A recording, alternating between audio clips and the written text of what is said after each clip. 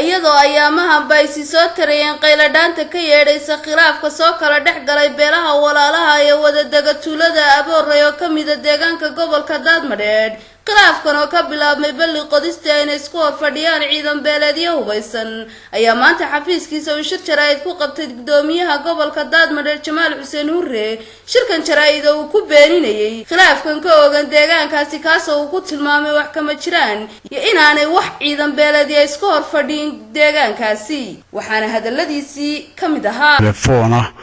ayaa ka dhacay wadanka abaabul dhalinyaro la abaabulay baa ka dhacday meesha la yiraahdo Boodley in wax goobtaas yimid oo in ciidana ama hubis kale hor yimid ma jirto in cid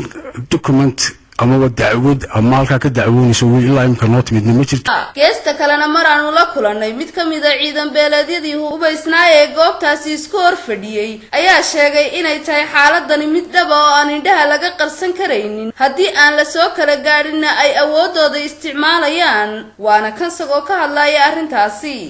ayaa hada ku siilay anagu halkan u fadhiyay kuwa yidhi meesha la isku haysto ama xaalad labi kama jirta waxa weeye been bay ka sheegeen mid dhab oo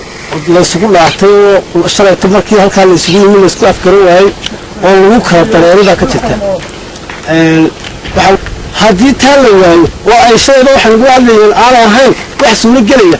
waxa weeye marka beeraha meesha degan isku haya ayaad ilaahay deeyada si kastaba xaalku ha ahaadee khilaafkan soo kala dhex galay maalmihii ugu dambeeyay beelaha walaalaha ee wadadaga deegaankani ayaa u muuqda haddii aan wax laga qabanin in ay ka dhalan karaan xaalado abuuri kara nabadgelyo darro iyadoo ay dhankooda ka gaabiyeen xalinta khilaafaadkani maamulka gobolka iyo ka degmada Wabarwaaqo Aadan Maxmed telefishinka caalamiga Somali Channel magaalada Oodweyne.